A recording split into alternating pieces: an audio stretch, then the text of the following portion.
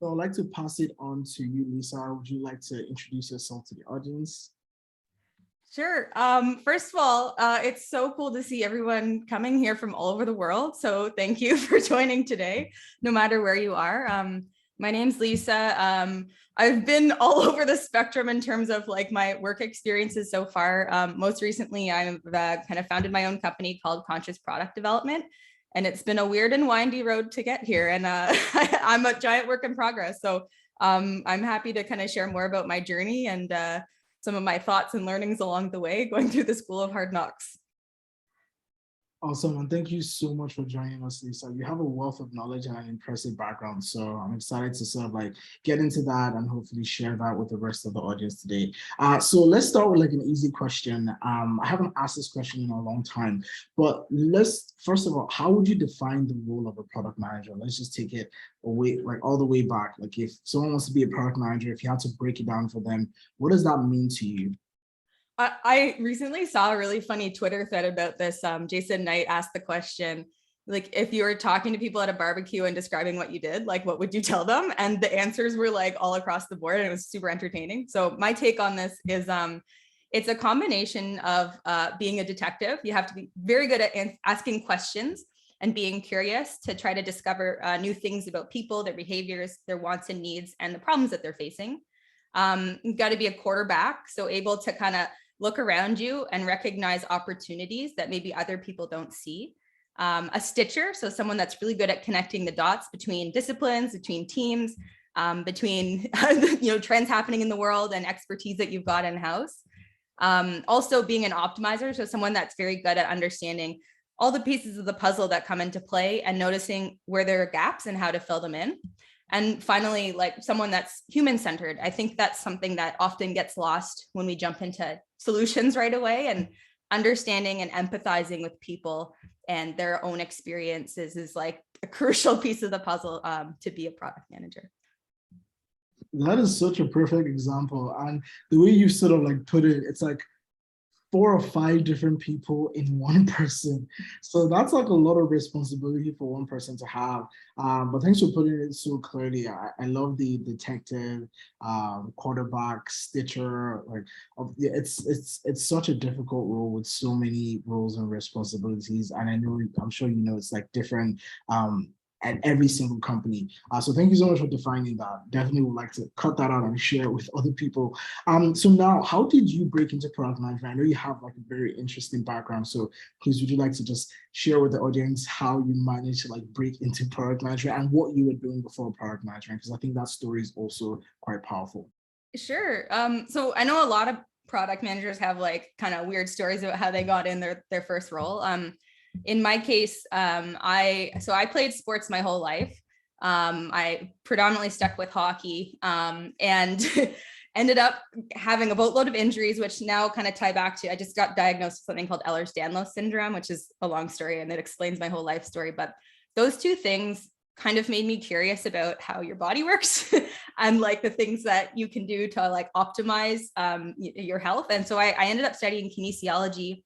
And then I got into this crazy program at McGill University, which was an ice hockey biomechanics program. So I was part of something called the Ice Hockey Research Group, and we were basically Bauer Hockey's satellite lab. I was one of like 8 people doing a joint master's program, but like working with their stick development team. And, that was something I really wanted to do, I think, over the long term, because it was like my 2 passions, like science and doing things hands-on and related to hockey, which was like, I was doing it every day anyway. The company changed drastically like around the time I was graduating. And all my part-time jobs leading up until then were always like media related. Like through school, I worked at Canadian Business, Money Sense and Profit magazine. I ended up doing color commentary for soccer and hockey games just at McGill for their broadcasts and streaming services. And I really liked it. So I thought, why don't I just go into a program to see if this is something that I actually want to do as a career? So I found a grad program basically in journalism at Concordia University. So I did that, got an internship right away. Like I ended up doing an internship with CBC. I worked with like the CBC Daybreak radio team and CBC News for a bit. Ended up getting another internship at a production company. and then joined full time. So I was basically the sole member of the development department at this tiny production company in Montreal, doing development for documentaries and factual series for National Geographic and Discovery Channel. And it was super interesting. I did some freelance writing around that time, but I was like not really feeling like it was like my calling. Like it was fun. I learned a lot. I didn't know if I wanted to stay in that area. And around that time, I started to go through, I call them like a whole bunch of life slapping me in the face moments, kind of like back to back to back. I was involved in a shooting in 2012 at the Eaton Center in Toronto. My dad was diagnosed with cancer. I was in a bus accident where I was basically like on a public bus, and the bus T-boned a car. And so I was about to get off, and I went from the middle of the bus to being at the windshield in like half a second. My partner, we went camping and was bitten by a tick, contracted Lyme disease, and had bilateral facial paralysis, which is like more rare than 1 in 5 million. So, and the list goes on. My aunt was a cyclist in Toronto, and she was training and was hit by a car and was killed. And basically all of this stuff, it was just like, I felt like I was in a bad movie that I did not want to be in.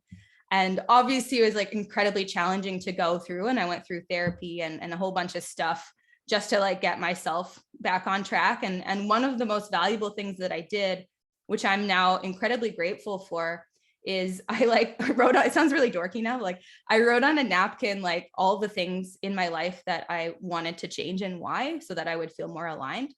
And I feel really like, I guess, appreciative that I spent most of my life up until that point kind of bouncing around, being on autopilot, going to like the next thing I wanted to learn or the next thing I was excited about. I'm very fortunate. And going through all this kind of made me think, okay, if we don't know how much time we have left. If we don't know, like, what do we want to spend our time doing? What do I want to spend my time doing? And why is that important to me?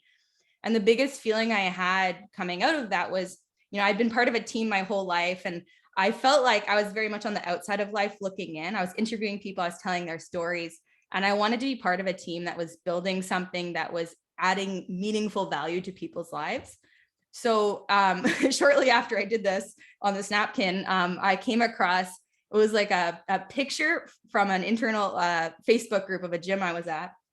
And I just saw this picture and I was like, I need to join this company. It was just like a gut instinct. And it was this like motion capture suit that was used to like basically measure quantitatively like how you're moving while you're training. And going through my background and my injuries and things, I'm like, man, I wish I had this. So I cold emailed the CEO. I found his email address and I just said like, hey, here's my background. I love what you're doing. I would love to be part of this in any way. Like, let me know if I can help. And I have no idea if you're looking to grow, but I'm here. So he emailed me back. I'm in a week later for an interview. And like, I didn't realize this at the time. Like, I thought they had like a fully baked product and they didn't. It was just like a marketing photo shoot for like investment purposes. So I ended up becoming, I think I was the 4th full-time employee. And I joined as their biomechanics lead. And then that segued into becoming their product manager because we didn't have a product manager. And we got accepted into the Techstars program. So I was living in Montreal at the time and I moved to Boston with the founders to go through Techstars. And that's like being in Boston at Techstars is like when I officially transitioned and changed my role, being in that ecosystem. And I, like my boss, literally like the CEO came over to me at my desk one day. We were working crazy hours and he's like, hey, like you're doing all these things. Like you're basically a product manager. Do you want to like just do that? And I was like, sure. Because that's how I functioned back then. And then he walked away and I Googled like, what is a product manager? Like, don't do that. But that's kind of how I made the jump into it, I guess. Long story long. Well, first of all, incredible and remarkable story, and you have like so much resilience going through all the things that you're going through and being here smiling and doing whatever you can to empower others. So definitely wanted to highlight how inspiring you are, and I'm sure a lot of folks are agreeing with me. So thank you so much for sharing all of that. Despite going through what you're going through, maintaining this positive energy is definitely not easy. So thank you so much for inspiring me very frequently and also inspiring everyone else. So thanks so much for sharing about how you broke into product. So now, like right now, your full-time job is to help other aspiring product managers or junior product managers. So what's it like, being a founder with that mission to help others? Where did it come from? Why did you do that? I know you worked at other companies after the first biomechanics company. You ended up at Google at some point. So throughout that entire journey, what made you realize that what you wanted to do now is help other product managers? So I'd like to find out that. Yeah. So many different reasons. So like after that first experience, I ended up predominantly working with startups in the wearables and health tech spaces. And then I was part of one company called North that was acquired by Google. So I joined the Google team through an acquisition at the beginning of the pandemic. I've also done consulting work with like companies before I kind of jumped into coaching in similar spaces. And all of the projects that I've worked on to some degree have been like moonshot types of projects where it's like hardware and software and like a whole bunch of unknowns, and it's like a huge stretch. It wasn't ever like, okay, we're gonna like build this app or like make like a t-shirt or like something that people that already exists that people like immediately understand. It's always kind of like this like out of left field kind of technology. And I think I gravitated towards those types of things because for whatever reason, I love kind of challenges and like trying to like work in like very different ways to solve impossible problems, in quotation marks. I think working in these niche areas, I was able to work with who I think are like some of the smartest humans on the planet, much smarter than myself in like just like incredibly specific domains. And what I also saw was I think that we have done a very good job at figuring out how to come up with very inventive, innovative, creative solutions, but we need to do a much better job at finding the right problems to solve. And so that was kind of like where Conscious came from, and my company, Conscious Product Development. And the reason why, well, a couple of reasons why I kind of pivoted to like working directly with PMs one-on-one. Around the time that I launched this and I was consulting, I joined Collab and became a mentor, and I loved that experience. I got to work with 2 teams and just like, it was just awesome. And I actually kept some of the PMs that I was working with on as clients. Like I was just kind of meeting with them regularly, and I really enjoyed that. And the other part of it is I think that we can be doing a much better job in general at making more conscious decisions, not just about the products that we're building, but also about our careers. We have, I think, a lot of ways of working that are societal and systemic, and we've seen a lot of the implications of those. And I kind of strongly believe like there's a better way, and that comes from listening to ourselves and coming up with systems that support what we really need. So kind of like a threefold reason. And the other part of it is I wanted to have like personally like some more flexibility in my schedule. I had been working, I think, in a lot of very chaotic, like fast growing, crazy variable environments, and I wanted to just create some more sanity in my own life, because I was dealing with some life constraints when I made the pivot as well. So it's been really awesome to kind of be able to combine the things that I've learned going through my unique experiences and the areas that I want to grow, and working with awesome humans who I learn from in a way that feels like 100% aligned with like my purpose and my why. Awesome. That's super helpful. Thanks for sharing. And so you talk about your purpose and your why, and I think another thing, and one other thing that you've mentioned is trying to figure out a career that's aligned with your personal values and ethics, right? And when you throw around something like personal values and ethics, I feel like everyone has those, but not really. Like if I can point at someone and say, hey, what are your personal values and ethics? It's very difficult to kind of really effectively articulate it. So now when you come to like navigating your career, let's even start with, how can you define what your personal values are, your personal ethics are, that can actually help you make better decisions when it comes to your career or picking a company or knowing how you can grow? Yeah, it's a really good question. So I think like it has to start with like your immediate like life. So remove your career from this to start, and ask yourself, sorry, I'm going to close my Slack here to stop the notifications. Ask yourself, like, what are the things that are most important to me and why? Like take everything I'm doing off the table. take achievement out of the equation. Like, what do I want to spend my time doing? Do I want to spend my time being with my family? Do I want to spend my time helping, work in this problem space to improve this cause or challenge that's in the world? Do I want to be someone that is true to my word? Do I want to be someone who's spends their time aligned with the things that are important to me? I think a lot of us like don't, we talk about what we want to do, but we find like there's like a lot of kind of gaps in like actually implementing that on a day-to-day basis. And then looking at, the next layer of like, okay, what are problems that I really care about in the world? And why do I care so much about them? And it could be like anything, like it could be, I've had mental health issues. I really care about working in the mental health space and I want to help other people improve their mental health in like a lot of different ways.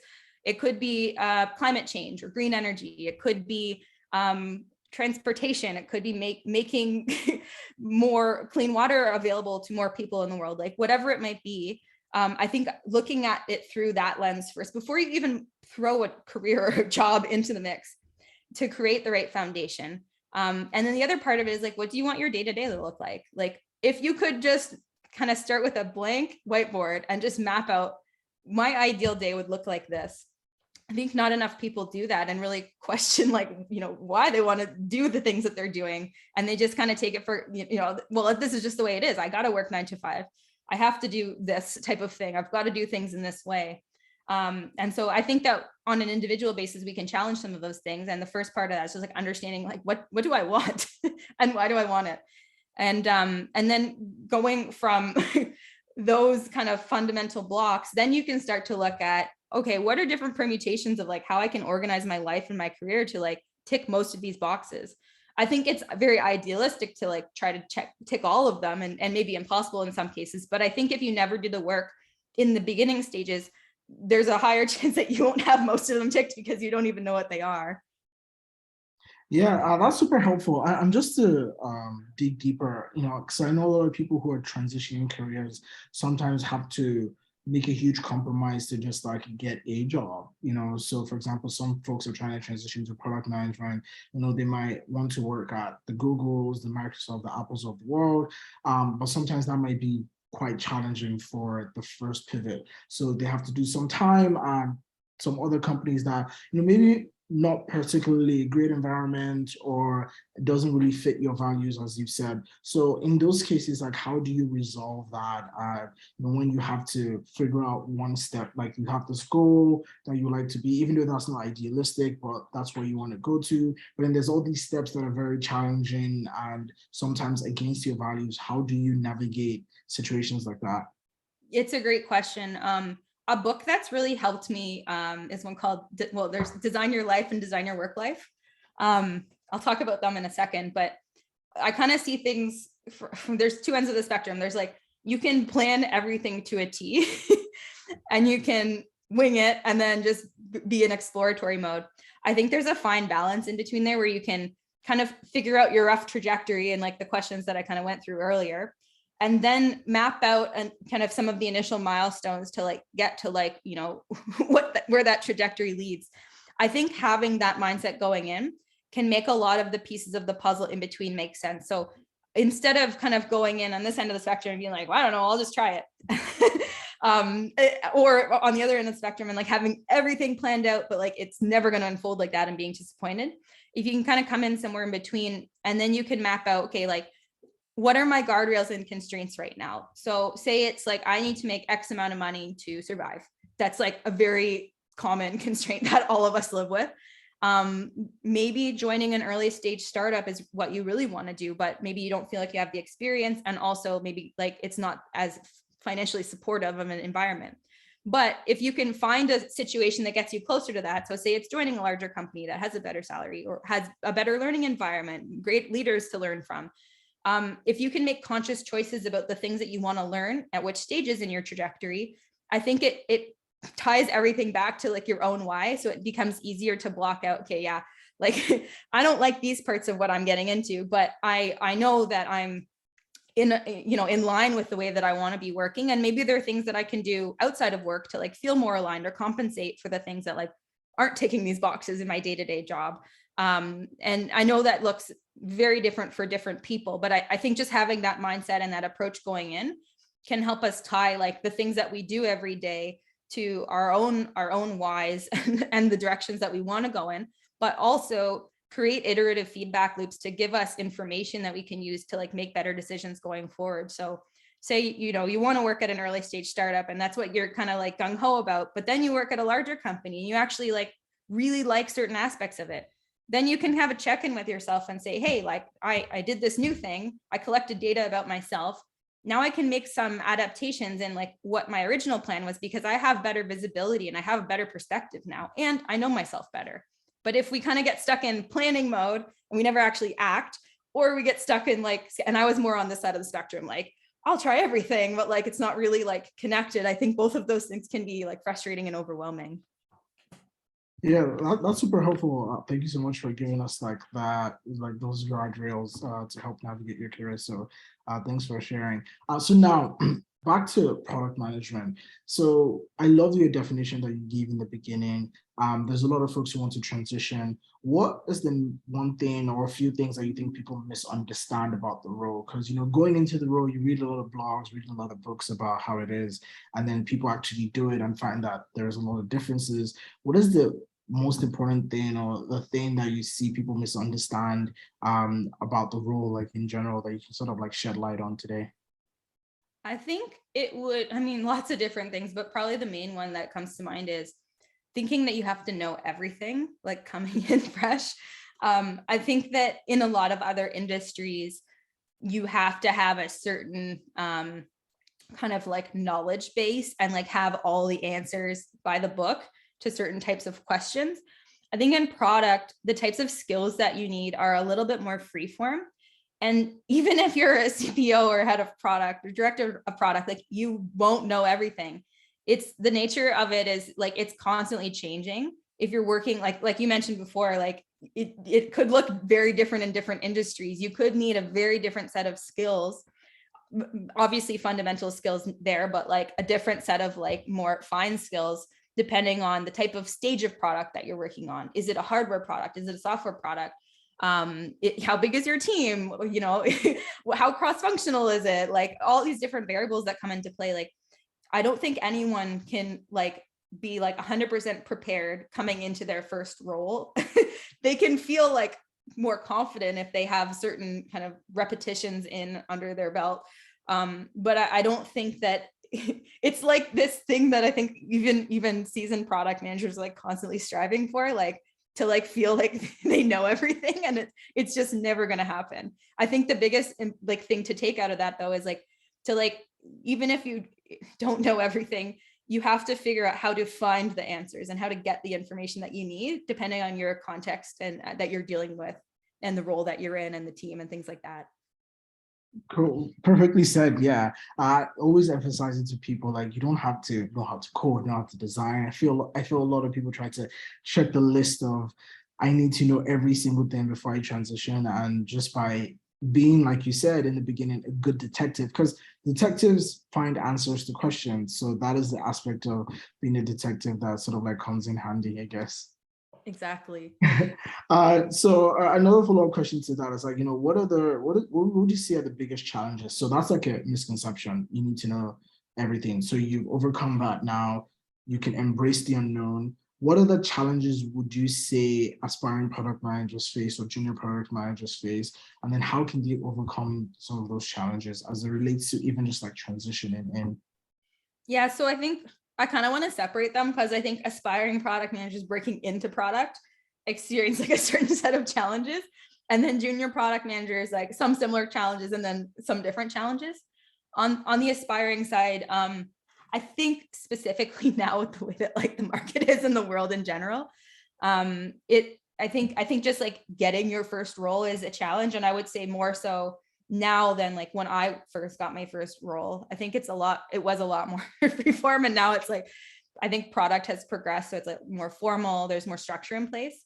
But it's like the chicken and egg scenario, which probably most of you on the call have encountered firsthand or heard about, where like it's really challenging to get your first official PM role if you don't have official PM experience. So I think in that case, doing anything you can in creative outside of the box ways to gain that experience and gain those reps, even if it's like non-traditional. So like collab, going through the program, I think is great because it not only gives you like initial groundwork and like framing of like, okay, these are the pieces that I need to think about. And then also incorporating working with a team, which is huge. But I think there are other ways also, like depending on what people's backgrounds are, they usually come in with a certain set of skills.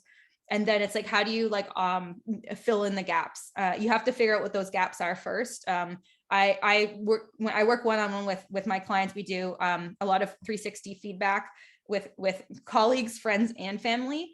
And then also like a 360 skills assessment just to get an accurate view of like, okay, here's where I am now, and here are some of the gaps that I need to fill in. And then also like you can do things like, I mean, now it's easier than ever to like create your own products with zero product experience. Like there's like no code tools. You can do like so many awesome like UX and design courses. You can create your own app and like get it into like the Apple Store, the Google Play Store, and like test it out. I think just going through the building process is like so key. And there's so many ways that you can do that to just understand, okay, what kind of questions do I need to ask the next time I do this? Or how would I do this better? What tools would I use? How would I communicate some of these things with the team? What do I need to be thinking about now in terms of like the requirements based on everything that I went through and made mistakes on? And I think every time you go through those building experiences, you get more information that helps you inform like what you would do next, which is like so critical when you're coming into product. And that's, I think, the biggest missing piece, because you don't have like a lot of confidence because you don't have a lot of reps. On the junior PM side of things, I think a huge challenge is just like trusting your gut and like getting your bearings. Like some of my clients that I work with now, they are either at startups, so it's like they have a lot of hats and like not a ton of structure, or they're at larger companies where their direct manager has a ton of reports, and so they don't get like a ton of like one-on-one time to like really hone in on like, this is what we need to focus on when. So I think on the junior PM side of things, like do as much like relationship building as you can, like in your org and outside of your org, so that you can kind of create the support systems that you need to help you grow and give you different perspectives that you might not have if you're in like your own kind of ecosystem of your company. Yeah, that's super helpful. And for the aspiring product managers, you mentioned being able to identify your gaps. And I really like that. So I wanted to like touch on that a little bit.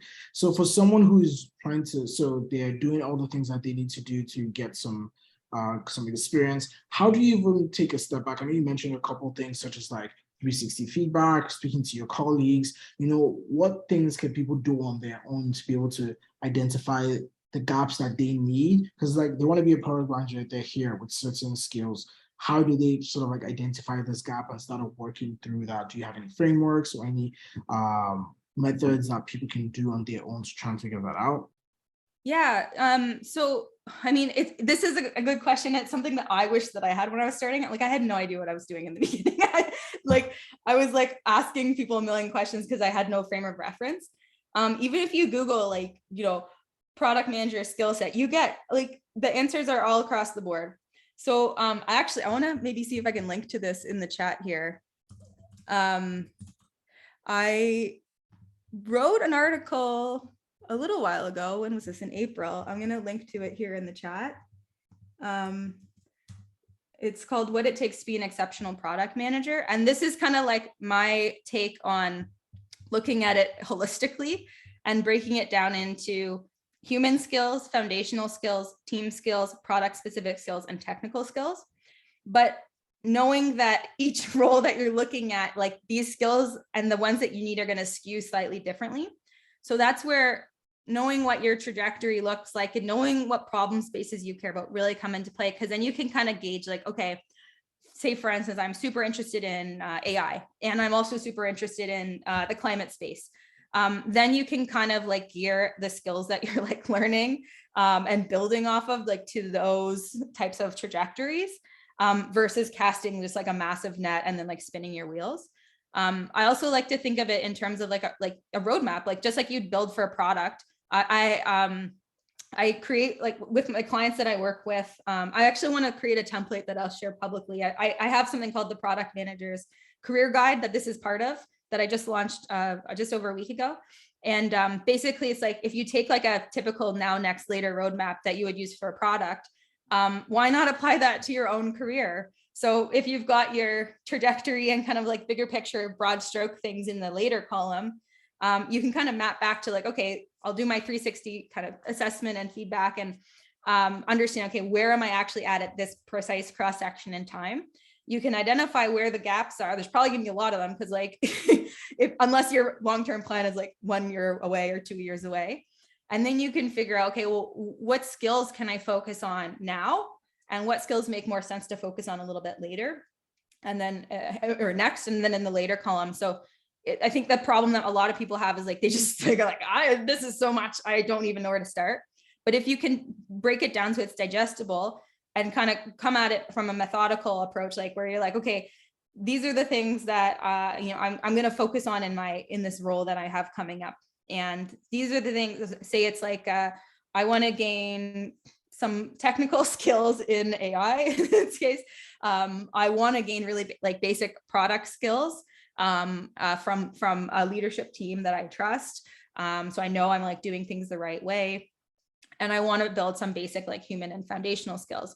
And then my next step might be, okay, I want to do this and I want to get more reps on a bigger stage. So it might be, expanding the size of the team that you're leading. It might be working on a more cross-functional type of product. I mean, obviously it's context dependent, but I think if you can kind of break it up into like a career roadmap so that you know exactly where you're going to focus, when and why, but also make it flexible enough that you can adapt it over time as you learn more about yourself. Also, I like that like self-awareness approach. Like you're trying to figure out, what you want. You're also trying to do an audit of what you have, like what skills do you have, and then you're trying to sort of like mix those together to find what's like right for you. I don't think a lot of people take that approach because a lot of people are just like, I just want to be a product manager. I just want to get a role that says that I'm a product manager, and I'll sort of go from there. Do you find that folks are a lot more successful when they do that? Because if you think about it, their options become way less. Because now you're looking for a product management job, which is already incredibly difficult to get. And then now with this powerful skills that you have and the things that you want to do, you have like a very narrow pool of companies to search for. So have you found that to be, how has that helped people accelerate their transition, or what results have you seen from folks who have done that? You mean like folks who have kind of come in with like a more strategic approach versus just saying like product? Yes, yeah. I'm curious about that. I mean, in theory, yes, it'll work better, but I think the point I'm also trying to make is like you have like lesser option, like less options to choose from, which can seem intimidating when you realize that, oh, there's like 10 job openings, but then after you realize the ones that you like, there's only like 4 or 3, and it's very daunting, and you're like, oh, how do you then build that confidence to know that now that you've been strategic about it, you're even positioned better? Or how can you reframe that to people so they know that that is the path to go to? Got it.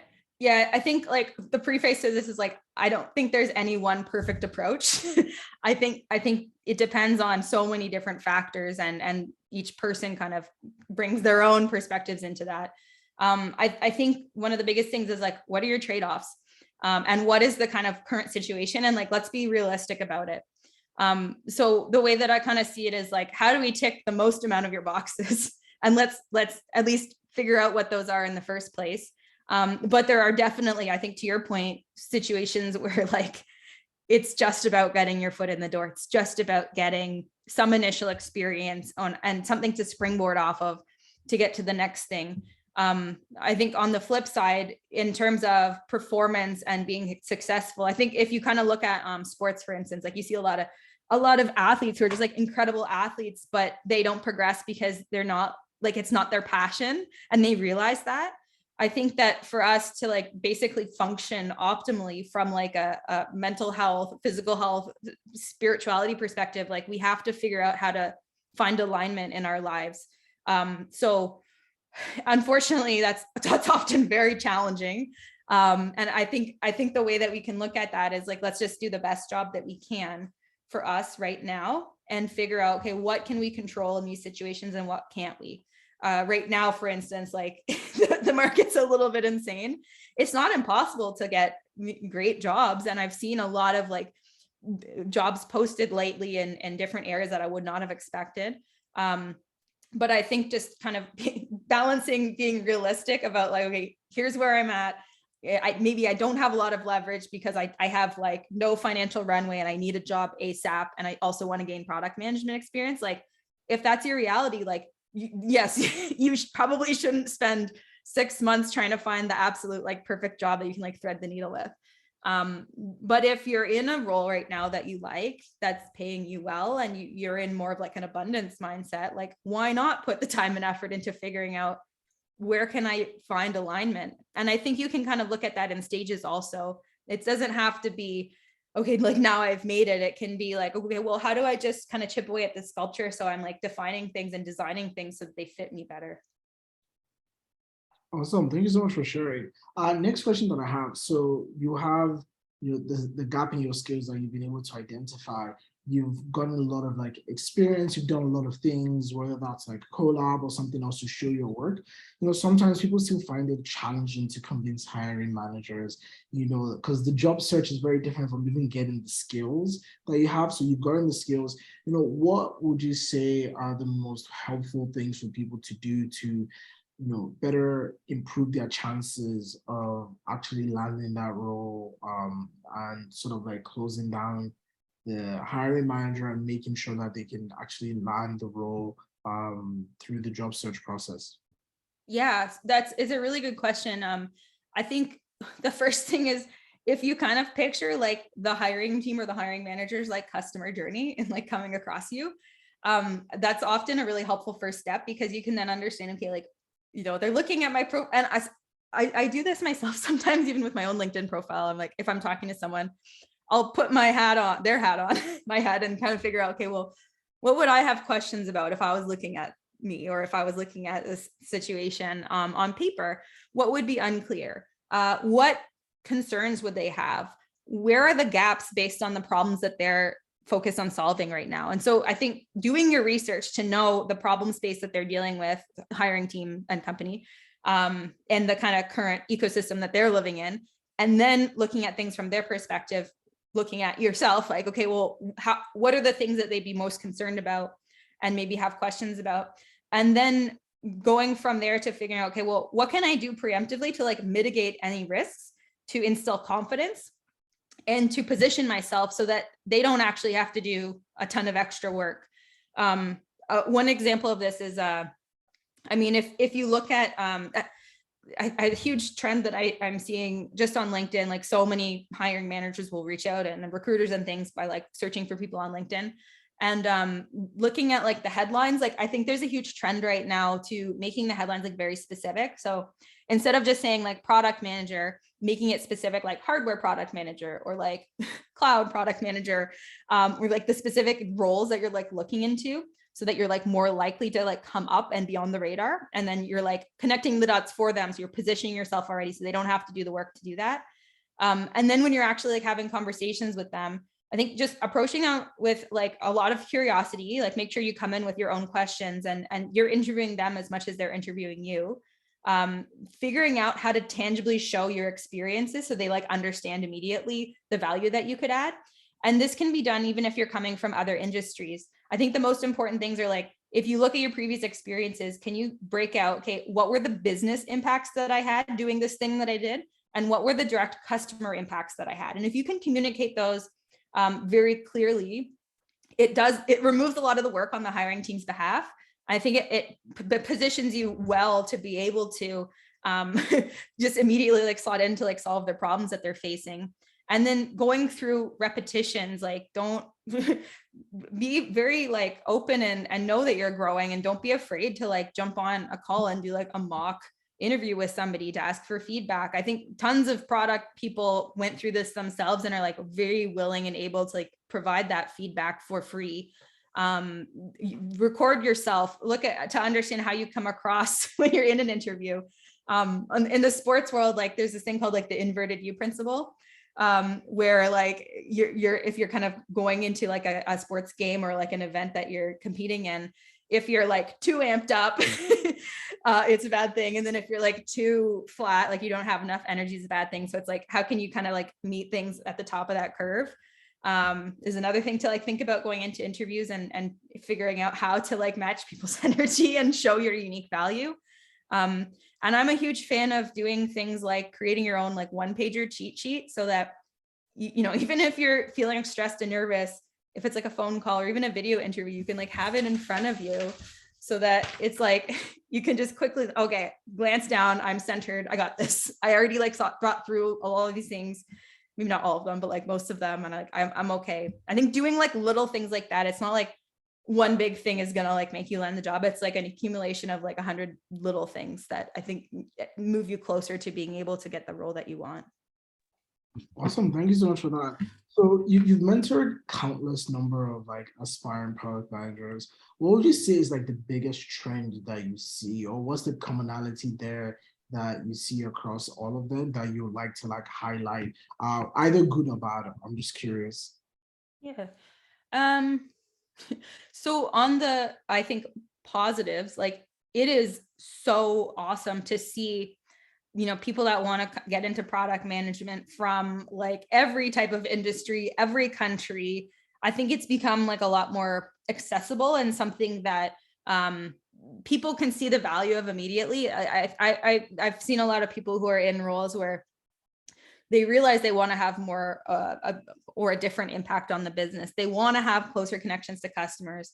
I think that's just like awesome to see personally, because I think in I would say like, you know, previous generations, it was kind of like, you know, you clock in, heads down, do your work, and you leave. And I personally think it's like just really awesome and like human to like want to connect with other people during your day and want to be able to like positively impact people's lives.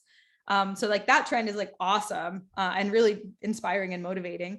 I think on the like kind of commonalities and like the challenges that people are facing that overlap, I think just the current ecosystem is like a little bit of a wild west. Like I've had, I mean, just in the last like month, I've just heard crazy stories from the clients that I work with, and people just in the product management space about things like, you know, I got a job offer after 2 months of interviewing, and then the company took it back because they had a hiring freeze. Some of those challenges, especially as an aspiring product manager, are like, that's like a really tough pill to swallow. Like that's nothing you can control. And I would say to people going through that situation, like try to put yourself in a community with others going through the same things. There's like tons available now. I have a bunch of lists that are on my website and that are part of like the product manager's career guide, with like groups that you can get involved with. You can DM me also if you are looking for any, but I think having that support system going through that is like so crucial. And I also think that a lot of people come in, they're like, I want to do this. And like, they're not, either they're not aware of like some of the work that it takes, or like how ambiguous it can be, or they are aware, but they like underestimate it. So I think coming in, knowing your why very strongly, and like doing your research, talking to people, figuring out, yeah, is this something I want to do? Once you've got that gear in place, then it's like, okay, I'm going to do the work, and I know it's going to be tough, but like, I'm ready for this. I think that attitude and that kind of a way of thinking going in is really helpful. And I see a lot of aspiring product managers who are like, I don't know, kind of like glamorize working as a product manager. And like, when it gets down to the nitty gritty work, it's like, this is a lot harder than I thought, or this is different than I thought. Yeah, absolutely. That's super helpful to hear, because yes, it's career switching is difficult. It takes a long time, and you have to really do the work. A lot of folks almost want a guarantee, but I always tell people like, I am not the one that's gonna give you your job. You're gonna have to like do the work to do it. But it's tough. So thank you so much for echoing that. It's very difficult. And so we have a few questions. If you have questions for Lisa, feel free to put it in the chat. But before I ask you my remaining questions, for another question that I had for you is, you know, you've come up with the product management guide to help navigate their career. If you had to give like a quick pitch to the audience as to like why this is important, why you put it together, and why they should actually invest in this career guide, how would you talk about it? Yeah, so I would come at it from two angles. So one is there are a lot of resources that are out there that solve particular pieces of your journey, where it's like how to put together your LinkedIn profile only, or how do I do job interviews? I wanted to make this guide like A to Z to help you through the whole process, because it's all connected. It takes into account, how do I develop the right foundation, and how do I design a career that I actually want, that's aligned with my values. And the second angle is, I'm a huge believer that there's no one cookie cutter approach to like any problems that people are facing in product. So my unique value proposition, or part of it, is I want to connect the why to the what to the how. So if we're talking about like, okay, how do I position myself? In the guide, you have like screenshots of like, here's how you can actually change your LinkedIn profile with concrete examples from awesome PM profiles. So you can immediately jump to the how with no question marks. And it's similar on like the networking side. I've got a section on relationship building that actually includes screenshots from like ways that I've built relationships with people through LinkedIn, through Twitter, through email, like every which way. And then part of that also is like, I wanted to speak directly with hiring managers and product recruiters. So I included their feedback in the guide as well. So it's not just me. Awesome. Thank you so much for that quick pitch. Last two questions before I open it up. Again, if you have questions for Lisa, feel free to put it in the chat. I will give her a chance to answer the question. So you do a lot of writing. You have a newsletter, you have a website, you put a lot of content out, which is absolutely great. I know there's a lot of folks who want to build in public, and writing is time consuming. I know it takes a long time. I've written stuff before and it's quite difficult.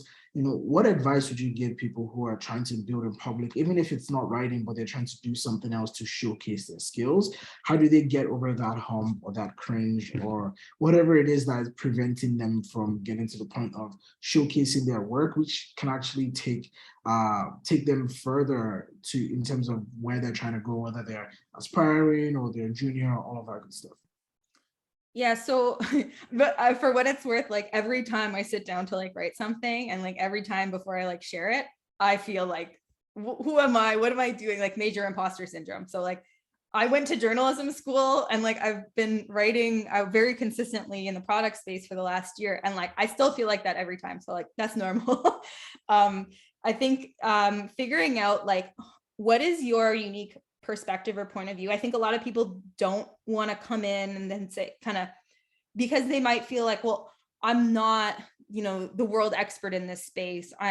Why would people like follow me or listen to what I'm saying?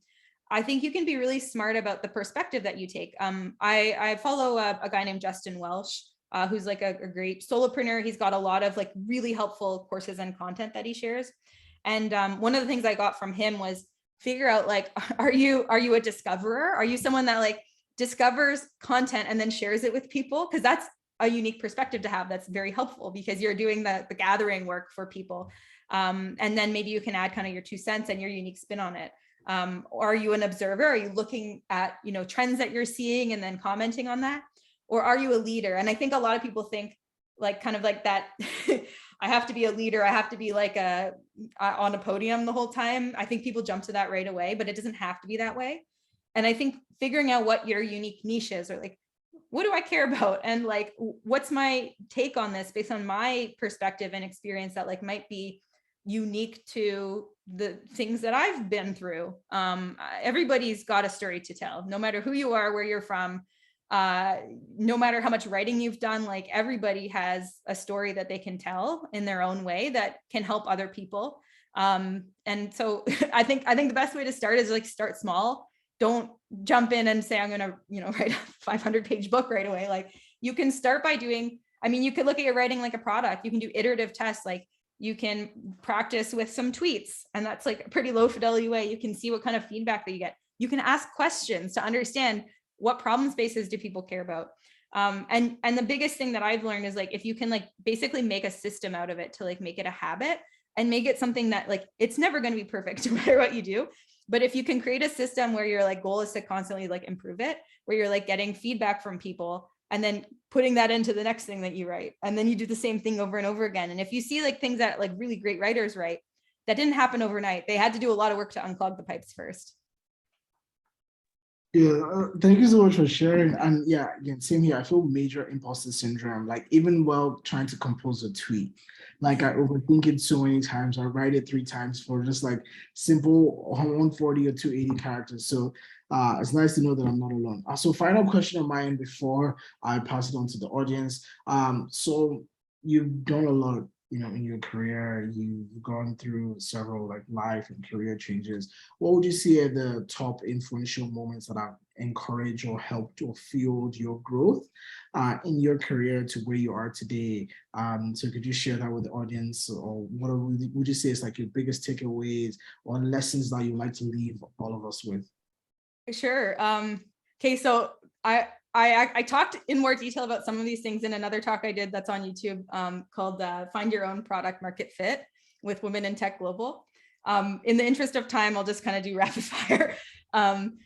Number one would be like going through the Techstars program and being surrounded by like just like some of like the smartest people I had been around up until that point, like changed everything for me. Like the managing director, I went through the Boston cohort, and the managing director in my year was Simeon Deuk, who was the movie that 21 was based off of. He was on the MIT card counting team.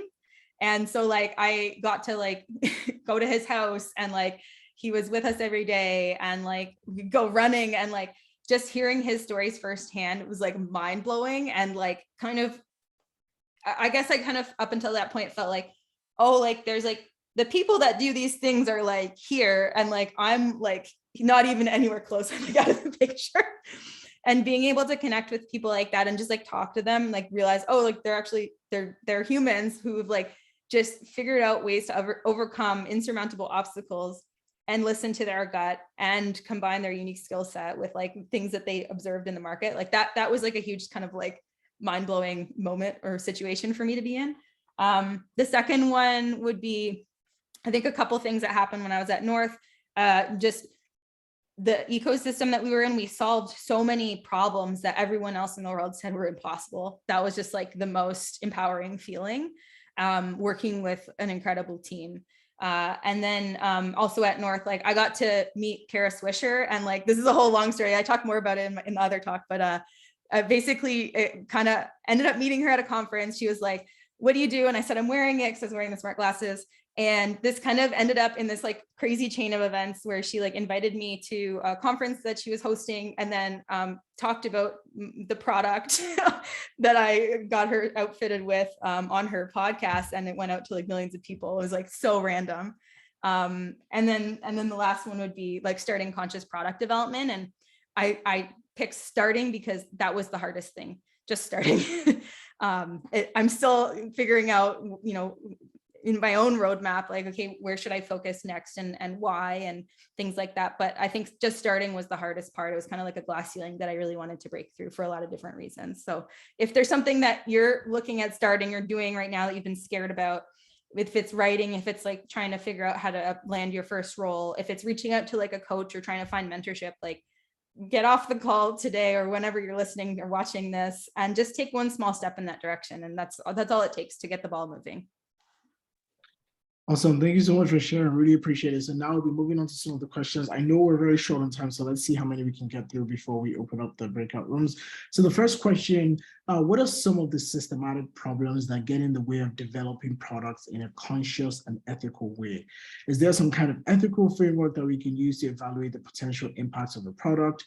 Too often new techs are on the market long before the unintended or negative consequences are felt and before it gets regulated. So that's a very packed, amazing question. So do you have anything to share about that?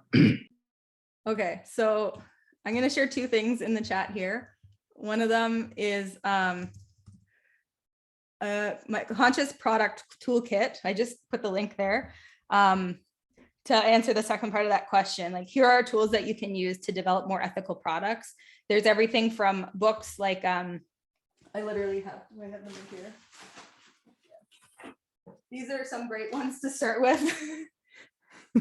Ethical Product Development by Pavani Reddy, and Radical Product Thinking by Radhika Dutt.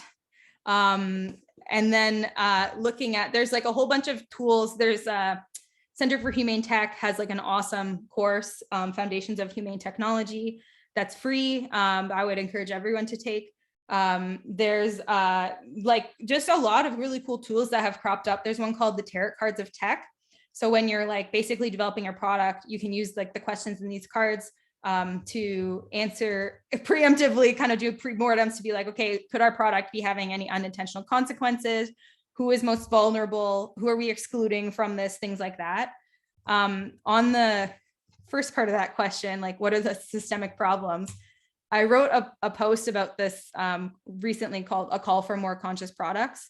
I think there is no simple answer to this. I think it's a very complicated web, but some of the factors that I think are leading into this are, I think on an individual level, we've brought a lot of our internal challenges and conflict and traumas into externalities. So rather than dealing with things and questioning like, okay, well, what do I really care about? What's my why?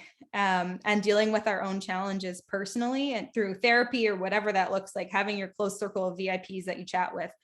I think people have maybe moved away from that and away from expressing themselves, and that's caused a lot of problems on leadership teams and the way that people interact with each other in general, not just in tech, but like society. So I think that's one part of it. In tech specifically, I think the way that funding works is causing a lot of systemic challenges. For instance, I could have a startup and I have my product vision as a founder, but I essentially have to follow where the money's coming from at a certain point if I'm looking for outside funding and I'm not like just bootstrapping on my own, which is often the case. And a lot of times what I've seen is the mission or the purpose or the things that the people with the money care about are often different than what the founder's initial vision was or what the founder's values were.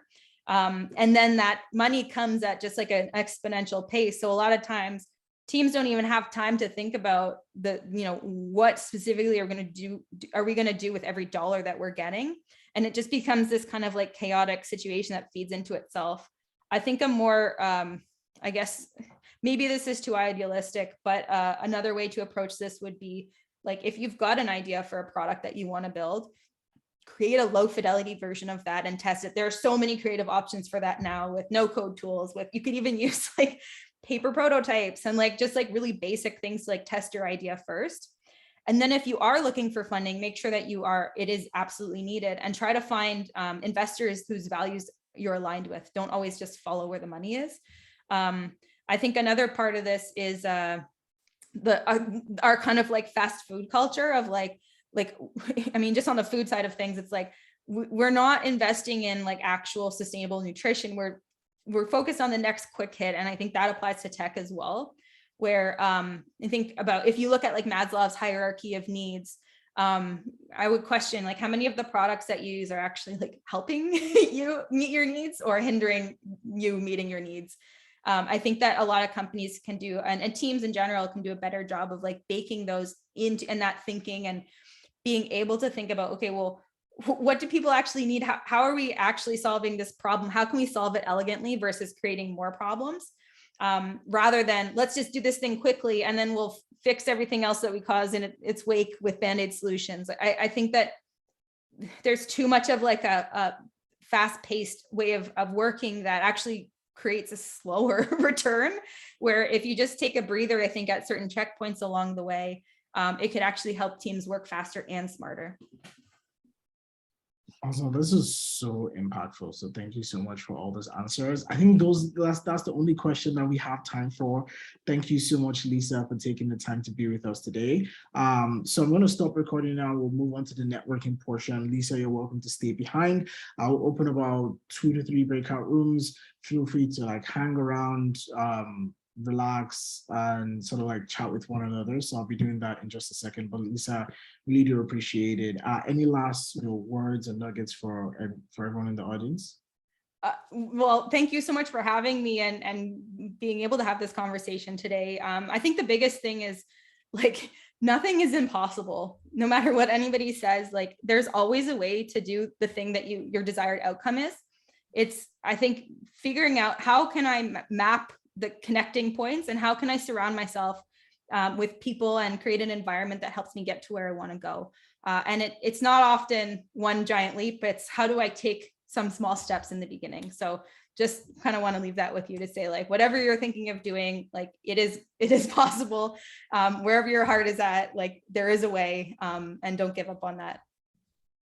Well, very powerful. Thank you so much, Lisa. I needed to hear that.